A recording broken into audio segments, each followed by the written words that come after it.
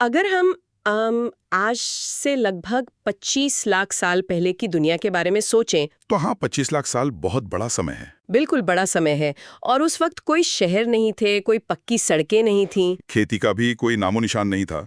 और धातु तो मतलब बहुत दूर की बात है। एकदम सही कह रही हैं। यह वो समय था जब हमारे पूर्वजों ने अपने वानर समान रिश्तेदारों से अलग होकर विकास की एक बिल्कुल नई यात्रा शुरू की थी। एक अभूतपूर्व यात्रा, जहां उन्होंने दो पैरों पर चलना शुरू किया, उनके मस्तिष्क का आकार बढ़ने लगा। और सबसे महत्वपूर्ण बात, उन्होंने अपने आसपास मौजूद प्राकृतिक चीजों का एक उपकरण के रूप में इस्तेमाल करना सीख लिया। जी, और आज हम इसी दिलचस्प विषय की गहराई में जाने वाले हैं। हम इग्नू के ऐतिहासिक आर्काइव से इकाई 2 प्रागैतिहासिक काल नाम की अध्ययन सामग्री पर एक विस्तृत चर्चा कर रहे हैं, ये एक बहुत ही शानदार स्रोत है ना? और इस चर्चा का हमारा मुख्य उद्देश्य यह समझना है कि उन प्रारंभिक मानवों ने प्रकृति के उस बेहद कच्चे और जंगली रूप के बीच अपना अस्तित्व कैसे बचाए। उनके औजार कैसे विकसित हुए। हाँ, और कैसे भारत का ये विशाल और विविध भौगोलिक परिदृश्य उनके लिए एक बेहतरीन क्रीड़ा स्थल या कहें एक प्लेग्राउंड साबित हुआ। पर यहाँ एक बात समझना बहुत जरूरी है कि ये विषय सिर्फ कुछ पुराने पत्थरों या सूखी हड्डियों तक सीमित नहीं है। तो फिर आपके अनुसार ये मुख्य रूप से किस बारे में है? वास्तव में ये हमारी उस आधारभूत तकनीकी और सांस्कृतिक बुद्धि के जन्म की कहानी है, जिसने आज के इस बेहद जटिल और आधुनिक समाज की नींव रखी। मतलब जब हम उस दौर के औजारों को देखते हैं तो हम सिर्फ तराशा हुआ पत्थर नहीं देख रहे होते। बिल्कुल नहीं, हम मानव मस्तिष्क के क्रमिक विकास, उसकी समस्या समाधान की क्षमता और पर्यावरण के अनुकूल ढलने की अद्भुत कला के भौतिक साक्ष्य को देख रहे होते हैं। ठीक है, आइए इसे थोड़ा विस्तार से समझते हैं। सबसे पहले तो ये जो शब्द है प्रागैतिहासिक काल या प्री हिस्ट्री। हाँ, इतिहास का विभाजन। जी, इस समय के विभाजन को ही सुलझाते हैं, क्योंकि विद्वानों ने मानव अतीत को पाषाण युग, कांस्य युग और लौह युग में बांटा है। जो सतह पर देखने से ऐसा लगता है कि ये सिर्फ उस समय के औजारों की तकनीक का वर्गीकरण है। हाँ, कि पत्थर के औजार तो पाषाण युग, लोहे के तो लौह युग। लेकिन अगर हम इसे और गहराई से देखें तो ये युग सिर्फ तकनीकी हार्डवेयर की कहानी नहीं कहते हैं। अच्छा, तो ये और क्या बताते हैं? ये वास्तव में उस समय के समाज के सॉफ्टवेयर को दर्शाते हैं। सॉफ्टवेयर से आपका मतलब उनके सोचने के तरीके से है? हाँ, और उनके जीने के तरीके से भी। जब एक युग से दूसरे युग में संक्रमण होता है तो सिर्फ औजार नहीं बदलते, समाज की पूरी अर्थव्यवस्था बदल जाती है। जैसे वो भोजन कैसे जुटाते हैं, उनके रहने का तरीका क्या है? बिल्कुल, वे अपने बीमार लोगों की देखभाल कैसे करते हैं और यहाँ तक कि मृतकों के अंतिम संस्कार से जुड़े उनके अनुष्ठान क्या हैं। यानी इन सभी सामाजिक और सांस्कृतिक पहलुओं में आने वाला बदलाव ही एक नए युग की शुरुआत को परिभाषित करता है। एकदम सही। और जहाँ तक प्रागैतिहासिक काल की बात है तो इसका सीधा सा अर्थ उस लंबे समय से है जब मनुष्य ने लिखना नहीं सीखा था। मतलब हमारे पास उस दौर का कोई लिखित रिकॉर्ड या पांडुलिपि नहीं है। कोई किताबें नहीं हैं, हमारा पूरा ज्ञान जमीन के नीचे दबे भौतिक साक्ष्यों पर निर्भर है। और इसके बाद जो आद्य इतिहास या जिसे प्रोटोहिस्ट्री कहते हैं, वो दौर आता है, जो कि एक तरह का पुल है प्रागैतिहासिक काल और इतिहास के बीच का। सिंधु घाटी की सभ्यता इसका एक शानदार उदाहरण है। मैं जब इसके बारे में पढ़ रही थी तो मुझे बहुत दिलचस्प लगा। हाँ, क्योंकि वहां हम देखते हैं कि बड़े शहर बसने लगे थे, एक सुनियोजित शहरीकरण था। लेकिन उनकी लिपि को हम आज तक पूरी तरह पढ़ नहीं पाए हैं। यही कारण है कि वो आद्य इतिहास में आता है और फिर अंततः इतिहास का कालखंड आता है, जहां से हमारे पास घटनाओं के स्पष्ट लिखित दस्तावेज मौजूद हैं। खैर, इस पूरी वैज्ञानिक समझ की शुरुआत का भी अपना एक रोमांचक इतिहास है। बहुत रोमांचक, क्योंकि 18वीं और 19वीं सदी की शुरुआत तक वैज्ञानिक जगत को इस बात का अंदाजा भी नहीं था कि मानव इतिहास इतना अधिक पुराना हो सकता है। अधिकांश धारणाएं यही थीं कि मानव जीवन शायद कुछ हजार साल ही पुराना है। और यहीं पर 1859 का वो ऐतिहासिक पल आता है। लंदन की रॉयल सोसाइटी वाला। बिल्कुल, लंदन की रॉयल सोसाइटी में एक बहुत बड़ी वैज्ञानिक चर्चा हुई। शोधकर्ताओं ने एक ऐसी खोज की पुष्टि की जिसने रातों रात पुरानी सभी धारणाओं को ध्वस्त कर दिया। उन्हें कुछ विलुप्त हो चुके जंगली जानवरों की हड्डियों के साथ प्राचीन पत्थर के औजारों के जीवाश्म मिले थे। और जब उन्होंने देखा कि ये पत्थर स्पष्ट रूप से इंसानों द्वारा तराशे गए हैं और ये उन जानवरों की हड्डियों के साथ दबे हैं जो हजारों लाखों साल पहले ही धरती से लुप्त हो चुके हैं, तो जैसे पूरी वैज्ञानिक दुनिया में एक वैचारिक भूचाल आ गया। इसे एक साक्ष्य ने या निर्विवाद रूप से साबित कर दिया कि मनुष्य का अस्तित्व धरती पर अनुमान से कहीं अधिक पुराना है। इसी वैज्ञानिक जागृति की कड़ी में 1865 में सर जॉन लुबाक का काम बहुत महत्वपूर्ण है। उन्होंने प्री हिस्टोरिक टाइम्स नाम की एक बहुत प्रभावशाली पुस्तक प्रकाशित की थी ना। हाँ, ये वो समय था जब प्रागैतिहासिक शब्द को अकादमिक जगत में एक ठोस पहचान मिली। और लुबाक ने ही सबसे पहले पाषाण युग की विशालता को देखते हुए इसे दो मुख्य हिस्सों में बांटा, पुरापाषाण काल और नवपाषाण काल। इन शब्दों को थोड़ा संदर्भ देने के लिए अगर हम इनकी जड़ों को देखें तो ये ग्रीक भाषा से लिए गए हैं। लिथिक का सीधा सा अर्थ है पत्थर, और पेलियो का मतलब है पुराना, जबकि नियो का मतलब है नया। तो पेलियोलिथिक यानी पुराना पत्थर युग और नियोलिथिक यानी नया पत्थर युग। बाद में पुरातत्वविदों ने महसूस किया कि इन दोनों के बीच भी एक संक्रमण काल था, जिसे मेसोलिथिक या मध्यपाषाण काल का नाम दिया गया। अब दुनिया के अलग अलग हिस्सों में ये विकास एक ही समय पर या एक ही गति से नहीं हुआ, क्योंकि भौगोलिक परिस्थितियां बहुत बड़ी भूमिका निभाती हैं। बिल्कुल। और जब हम भारतीय उपमहाद्वीप के संदर्भ में प्रारंभिक मानवों की बात करते हैं तो भारत का परिदृश्य उनके लिए एक बेहद आदर्श स्थान था। एक सफल शिकारी संग्राहक जीवन शैली के लिए आवश्यक हर एक चीज से भरपूर। अगर हम उस समय के एक मानव की नजर से देखें तो भारत का भूगोल वाकई किसी खजाने से कम नहीं रहा होगा। उन्हें शिकार करने और फल फूल इकट्ठा करने के लिए घने जंगलों की जरूरत थी जो यहाँ प्रचुर मात्रा में थे। और यहाँ बारहमासी नदियां और झरने थे जो भीषण गर्मियों में भी जीवन को संभाले रखते थे। और सबसे महत्वपूर्ण आवश्यकता औजार बनाने के लिए उच्च गुणवत्ता वाले पत्थर। सही कहा, भारत के ज्यादातर हिस्सों में सिलिकामय पत्थर, क्वार्ट्जाइट और बेसाल्ट जैसे मजबूत पत्थरों के बड़े बड़े भंडार मौजूद थे। इसी अनुकूलता के कारण पाषाण युगीन मानव पूरे भारतीय भूभाग में दक्षिण के पठारों से लेकर उत्तर की पहाड़ियों तक व्यापक रूप से फैले हुए थे। लेकिन इस पूरे फैलाव में एक बहुत ही स्पष्ट और दिलचस्प अपवाद देखने को मिलता है। मैंने अध्ययन सामग्री में यह देखा कि हिमालय के अत्यधिक ऊंचे और बर्फीले क्षेत्रों में उनके साक्ष्य नहीं मिलते। और विशेष रूप से सिंधु गंगा के विशाल मैदानी इलाकों में भी इन प्रारंभिक मानवों के कोई साक्ष्य नहीं मिलते। ये थोड़ा हैरान करने वाला लगता है, क्योंकि आज सिंधु गंगा के मैदान भारत के सबसे उपजाऊ, समृद्ध और घनी आबादी वाले क्षेत्र हैं। आज के कृषि आधारित समाज के लिए वे उपजाऊ जलोढ़ मैदान वरदान हैं। लेकिन प्रागैतिहासिक मानव खेती नहीं करता था और उन मैदानों की मिट्टी में पत्थर मौजूद नहीं थे। एकदम सही। और पाषाण युग के एक इंसान के लिए पत्थर के बिना जीवन की कल्पना करना असंभव था। बिना पत्थर के वह न तो शिकार के लिए औजार बना सकता था, न जानवरों की खाल उधेड़ सकता था, और न ही अपनी रक्षा कर सकता था। इसलिए वे उन जलोढ़ मैदानों से पूरी तरह दूर रहे और केवल उन पथरीले या पहाड़ी इलाकों के पास ही बसे जहां नदियों का पानी और औजार बनाने के लिए कच्चा माल दोनों एक साथ उपलब्ध हो। एक कच्चे माल की भौतिक अनुपस्थिति ने पूरी मानव आबादी के नक्शे को तय कर दिया। अब अगर औजारों की बात करें तो ये प्रक्रिया आखिर काम कैसे करती थी? मेरा मतलब है, एक साधारण चट्टान के टुकड़े को एक उपयोगी और मारक औजार में बदलना कोई आसान काम तो नहीं रहा होगा।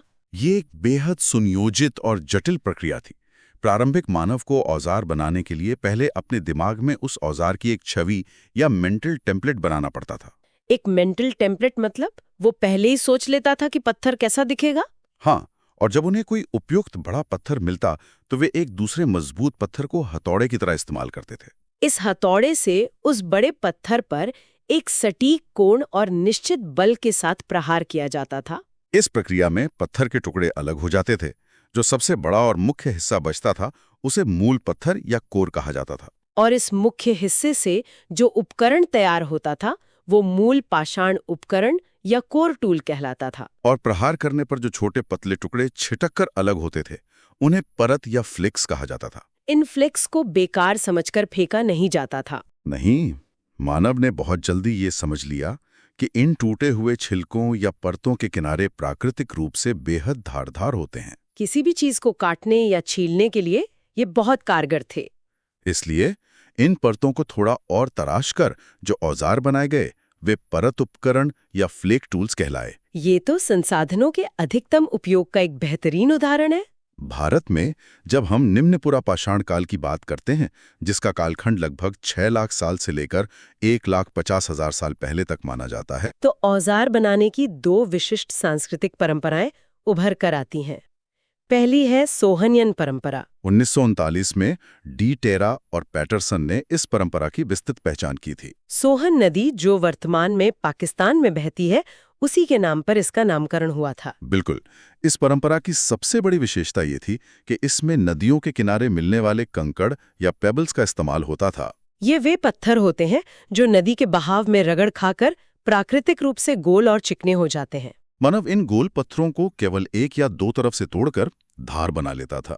ये सरल लेकिन बेहद प्रभावी काटने वाले औजार थे जो शिवालिक की पहाड़ियों और आसपास के क्षेत्रों में भारी मात्रा में पाए गए हैं। दूसरी तरफ अशूलियन परंपरा है, जो तकनीकी रूप से एक कदम और आगे नजर आती है। इसमें मुख्य रूप से हाथ की कुल्हाड़ियां या हैंड एक्सेस और विदारक, जिन्हें क्लीवर्स कहते हैं, बनाए जाते थे। ये कुल्हाड़ियां बहुत सममित या सिमेट्रिकल होती थीं, जिन्हें मुट्ठी में पकड़कर सीधा इस्तेमाल किया जाता था। अशूलियन परंपरा केवल भारत तक सीमित नहीं थी। ये पूरे पुरातन विश्व या ओल्ड वर्ल्ड में फैली हुई एक वैश्विक तकनीकी परंपरा थी, जिसमें अफ्रीका, यूरोप और एशिया के विस्तृत भूभाग शामिल हैं। भारत में अशूलियन औजार बनाने वालों की पहली पसंद क्वार्ट्जाइट पत्थर था। लेकिन जहां क्वार्ट्जाइट उपलब्ध नहीं था, वहां उनकी अनुकूलन क्षमता देखने लायक है। महाराष्ट्र में उन्होंने बसाल्ट और डोलेराइट का इस्तेमाल किया, और बिहार तथा बंगाल के कुछ हिस्सों में तो उन्होंने जीवाश्म बन चुकी लकड़ी या फॉसिल वुड तक को तराश कर औजार बना डाले। अपनी तकनीक को और बेहतर बनाने के लिए उन्होंने पत्थर के हथौड़े के साथ साथ लकड़ी या हड्डी से बने मुलायम हथौड़े का इस्तेमाल शुरू कर दिया, जिससे औजारों के किनारों को बहुत बारीक और सुडौल रूप दिया जा सके। जीवाश्म लकड़ी से औजार बनाना उनकी गहरी समझ को दर्शाता है। लेकिन इन सबका पता लगाने के लिए आज हमारे पास जो आधुनिक विज्ञान है, वो भी कम अद्भुत नहीं है। बिल्कुल, आधुनिक विज्ञान ने पुरातत्व को पूरी तरह बदल दिया है। जैसे इस अध्ययन सामग्री में रेडियो कार्बन या पुराचुंबकत्व का जिक्र है। हाँ, और थर्मोल्यूमिनेसेंस जैसी तकनीकें भी हैं। थर्मोल्यूमिनेसेंस मतलब, ये शब्द तो किसी साइंस फिक्शन फिल्म के लगते हैं। ये पत्थर की उम्र कैसे बता सकते हैं? सुनने में ऐसा ही लगता है, लेकिन यह तकनीकें वास्तव में पुरातत्व विज्ञान के लिए किसी जादू से कम नहीं है। उदाहरण के लिए थर्मोल्यूमिनेसेंस को लें। हाँ, वो कैसे काम करता है? और जब प्रागैतिहासिक काल में कोई पत्थर या मिट्टी का बर्तन आग में तपता है, तो उसमें मौजूद इलेक्ट्रॉन अपनी जगह पर लॉक हो जाते हैं और हजारों सालों तक वे उस पत्थर के अंदर फंसे रहते हैं। बिल्कुल। आज प्रयोगशाला में जब उस पत्थर को फिर से गर्म किया जाता है, तो वो एक हल्की सी रोशनी या ल्यूमिनेसेंस छोड़ता है। और उस रोशनी की मात्रा को मापकर आप बता सकते हैं कि वो पत्थर आखिरी बार कितने हजार साल पहले आग के संपर्क में आया था। सटीक रूप से यही होता है। ये तो सचमुच अविश्वसनीय है। और ये पुराचुंबकत्व या पैलियोमैग्नेटिज्म क्या है? पुराचुंबकत्व इस तथ्य पर काम करता है कि पृथ्वी का चुंबकीय क्षेत्र लाखों सालों में कई बार उलट चुका है। उत्तर दक्षिण बन जाता है और दक्षिण उत्तर। अच्छा, तो पत्थरों में मौजूद चुंबकीय खनिज उस समय के चुंबकीय क्षेत्र के अनुसार खुद को अलाइन कर लेते होंगे। एकदम सही। जब हम आज उन पत्थरों की चुंबकीय दिशा की जांच करते हैं, तो हम पृथ्वी के चुंबकीय इतिहास के साथ उसका मिलान करके उस पत्थर की सटीक उम्र जान सकते हैं। इन वैज्ञानिक विधियों ने हमारी समझ को पूरी तरह बदल दिया है। और इन्हीं विधियों से हमें पता चला है कि वे मुख्य रूप से दो तरह के प्राकृतिक आवासों का चुनाव करते थे। एक तो मैदानी या खुले स्थल जो आमतौर पर नदियों के किनारे होते थे, और दूसरे शेल गुफाएं या रॉक शेल्टर्स, जैसे मध्य प्रदेश की भीमबेटका की गुफाएं। और दिलचस्प बात तो यहाँ सामने आती है जब हम इन विशिष्ट स्थलों की गहराई में जाते हैं। तमिलनाडु के अतिरंपक्कम स्थल को ही ले लीजिए। हाँ, इन आधुनिक डेटिंग तकनीकों से जब यहाँ के साक्ष्यों की जांच की गई, तो उनका समय 15 लाख साल पहले का निकला। ये भारत में मानव उपस्थिति की गहराई को पूरी तरह से नए सिरे से परिभाषित करता है। अतिरंपकम अपने आप में एक मील का पत्थर है। इसके अलावा कुछ स्थल ऐसे हैं जो हमें सीधे उस समय के मानव के सामाजिक जीवन की एक खिड़की प्रदान करते हैं। बिहार में स्थित पैसारा एक ऐसा ही अद्भुत स्थल है। पैसारा के बारे में मैंने पढ़ा था। यहाँ जब उत्खनन हुआ तो पुरातत्वविदों को जमीन में पोस्ट होल्स या लकड़ी के खंभे गाड़ने के गड्ढे मिले थे, और बड़े पत्थरों की एक गोलाकार व्यवस्था भी मिली थी। जमीन में गड्ढे और पत्थरों की गोलाकार व्यवस्था। इसका सीधा सा अर्थ तो ये हुआ कि वे लोग सिर्फ प्राकृतिक गुफाओं के भरोसे नहीं बैठे थे। बिल्कुल, वे बाकायदा लकड़ी के खंभे गाड़कर और पत्थरों से उन्हें सहारा देकर अपने लिए झोंपड़ियां या अस्थायी टेंट जैसी संरचनाएं बना रहे थे। वे वास्तुकला की शुरुआत कर रहे हैं। ये बहुत ही रोमांचक है। ये इस बात का स्पष्ट प्रमाण है कि वे अपने पर्यावरण को अपने अनुसार ढालना सीख रहे थे। इसी तरह कर्नाटक की हुंसगी घाटी में इसमपुर नाम का एक पुरातात्विक स्थल है। ये कोई साधारण रहने की जगह नहीं थी, बल्कि ये एक खदान सह शिविर स्थल या कहें क्वारी कम कैंप था। यानी वो एक ही जगह पर पत्थर निकाल भी रहे थे और वहीं बैठकर अपने औजारों का निर्माण भी कर रहे थे। प्रागैतिहासिक काल की एक वर्कशॉप। और इसमपुर में हिरण और कछुए के खोल के अवशेष भी भारी मात्रा में मिले हैं। इससे हमें सीधा पता चलता है कि उनके आहार में केवल बड़े जानवर ही नहीं बल्कि कछुए जैसे छोटे जीव भी शामिल थे। इस सांपुर उनकी कार्यप्रणाली और आहार दोनों का बेहतरीन साक्ष्य है। इसके अलावा महाराष्ट्र के चिरकी निवासा का जिक्र करना भी आवश्यक है। यहाँ के साक्ष्यों से प्रतीत होता है कि ये मौसम के अनुसार बनाया गया एक सीजनल कैंप रहा होगा। यहाँ जंगली जानवरों के जीवाश्मों के साथ भारी मात्रा में औजार मिले हैं। इन सभी स्थलों का सामूहिक अध्ययन हमें बताता है कि प्रारंभिक मानव कोई उद्देश्यहीन भटकने वाला जीव नहीं था। उसे इस बात की गहरी जानकारी थी कि किस मौसम में कौन से इलाके में जाना है, कहाँ कच्चा माल मिलेगा और कहाँ शिकार की बहुलता होगी। लेकिन समय के साथ आवश्यकताएं और तकनीक दोनों बदलते हैं। करीब 1,65,000 साल पहले हम एक बड़े तकनीकी बदलाव के गवाह बनते हैं। निम्न पुरापाषाण काल से मध्य पुरापाषाण काल में प्रवेश करते ही वे भारी भरकम कुल्हाड़ियां और बड़े मूल पत्थर अचानक परिदृश्य से गायब होने लगते हैं। उनकी जगह कुछ नया आकार लेने लगता है। ऐसा क्यों हुआ? ये मानव सभ्यता के इतिहास में एक बहुत बड़ा प्रतिमान बदलाव या पैराडाइम शिफ्ट था।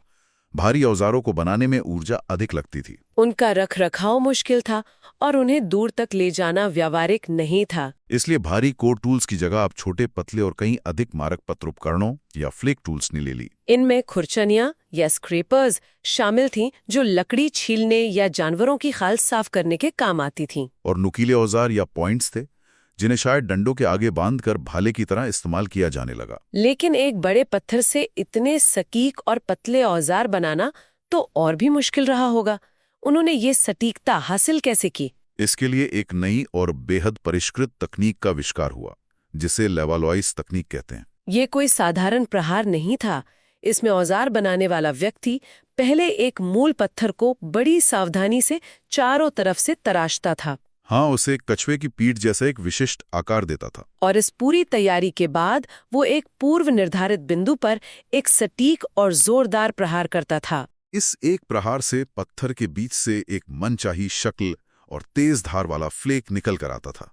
ये आधुनिक समय में किसी हीरे को तराशने जैसी सटीक इंजीनियरिंग थी। ये तो एक बहुत बड़ी संज्ञानात्मक छलांग है, भारी भरकम पत्थर से एक छोटी सटीक और धारदार परत की ओर जाना। ये तो पाषाण युग का ऐसा विकास है जैसे हमने विशालकाय डेस्कटॉप कंप्यूटर से छलांग लगाकर छोटे माइक्रोचिप बना लिए हों। ये तुलना बहुत सटीक बैठती है। ये फ्लेक टूल क्रांति विश्व स्तर पर देखी गई। यूरोप और अफ्रीका में इस परत उपकरण उद्योग को मॉस्टेरियन संस्कृति कहा जाता है, जिसका यूरोप में निएंडरथल मालवों से गहरा संबंध था। भारत में इस तकनीकी क्रांति की पहली स्पष्ट पहचान 1956 में हुई, जब प्रसिद्ध पुरातत्वविद HD सांकलिया ने महाराष्ट्र में प्रवरा नदी के किनारे निवासा में इन विशेष उपकरणों को खोजा। शुरुआत में इसे निवासियन संस्कृति नाम दिया गया, लेकिन जल्द ही ये स्पष्ट हो गया कि ये कोई स्थानीय घटना नहीं थी, बल्कि पूरे भारतीय उपमहाद्वीप में फैली एक व्यापक मध्य पुरापाषाणकालीन संस्कृति थी। कच्चा माल भी बदल रहा था।